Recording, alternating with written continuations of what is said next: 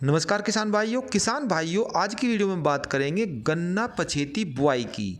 जो अक्सर किसान गेहूं की कटाई के बाद लगाते हैं या अन्य कारणों से भी उनकी पछेती बुआई रह जाती है। फिलहाल यदि इसकी स्थिति देखी जाए तो ये है कि उसमें पहला पानी लगाने की स्थिति आ गई है और पहले पानी पर कंसुआ रोकने के लिए ज़्यादातर किसान कोराजन का इस्तेमाल करते हैं। लेकिन फ़िलहाल की स्थिति में मैं बता दूं कि यदि आप अपनी गन्ना पौधे में कोराजन का इस्तेमाल कर रही हैं तो टोटली नुकसान है, इसमें फ़ायदा आपको बिल्कुल भी नहीं है। इसी की जानकारी मैं आपको आज की वीडियो में देने वाला हूं और वीडियो देखने के बाद आप भी कहेंगे कि हाँ, ये वास्तव में नुकसान है। आप मेरी बात से एग्री करेंगे और जो मैं आपको तरकीब बताऊंगा या तरीका बताऊंगा उसे ही आप अपनाओगे। तो आपने यदि अभी तक हमारा चैनल सब्सक्राइब नहीं किया है तो कृपया करके इसे सब्सक्राइब करें और किसान भाइयों में शेयर भी करें। तो चलिए किसान भाइयों, वीडियो को आगे बढ़ाते हैं।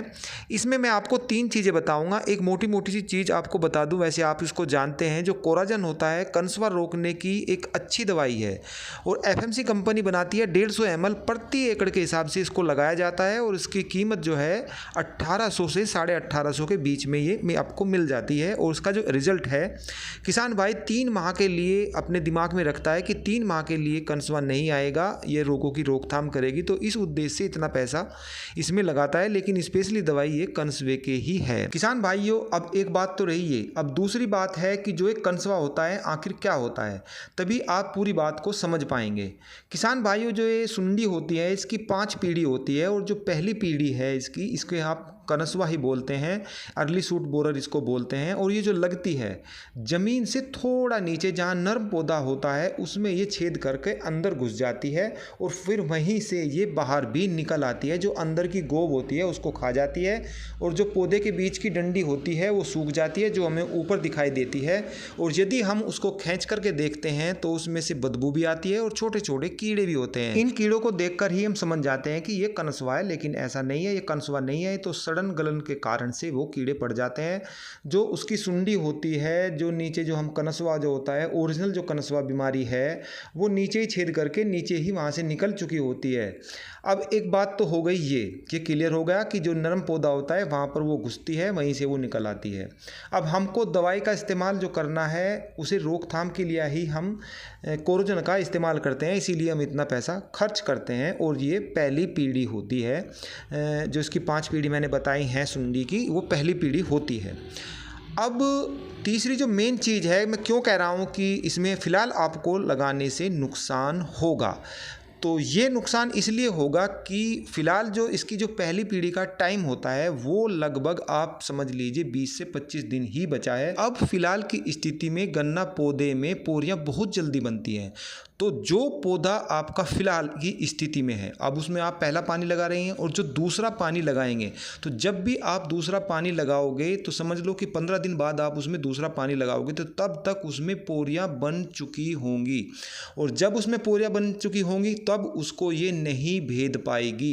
ये इसीलिए मैंने आपको डिटेल में समझाया है कि ये जो नर्म पौधा होता है उसी में घुसता है, जब उसमें पोरियां बन जाती हैं उसको नहीं भेद पाती है। तो ये जो पीरियड है लगभग 15 दिन या 20 दिन का आप ऐसे ही मान लो।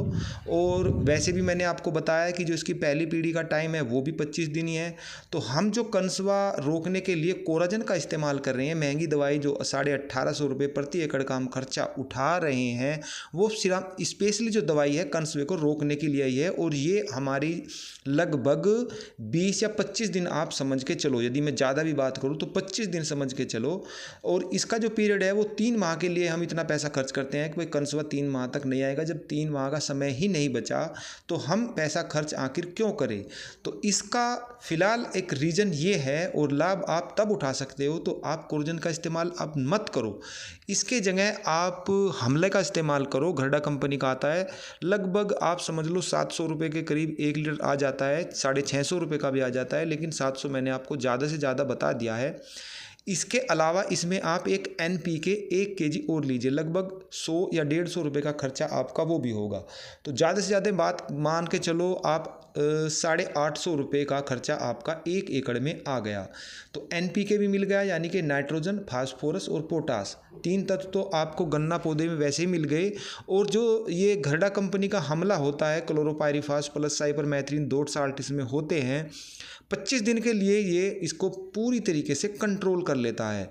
तो जो आपका कनस्वा 25 दिन बचा है टाइम, उसमें ये दवाई कारगर है, सस्ती भी पड़ेगी, इसमें आपको खाद भी मिल जाएगा और लगभग 1000 रुपये प्रति एकड़ का खर्चा भी आपका कम हो जाएगा।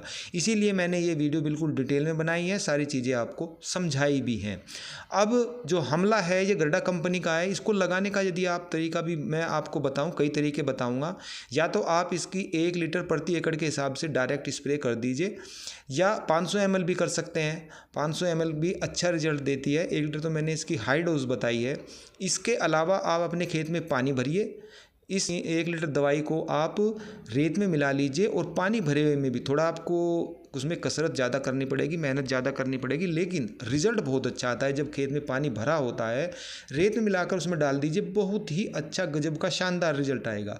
दूसरा एक यह भी है, ड्रम के द्वारा भी आप ड्रम में पानी भरकर, जैसे कि टोटी लगी है, मैंने कई वीडियोस के बारे में बनाई है, तो उसमें भी आप इस दवाई का इस्तेमाल कर सकते हैं, इससे भी अच्छा रिजल्ट आपको मिलेगा।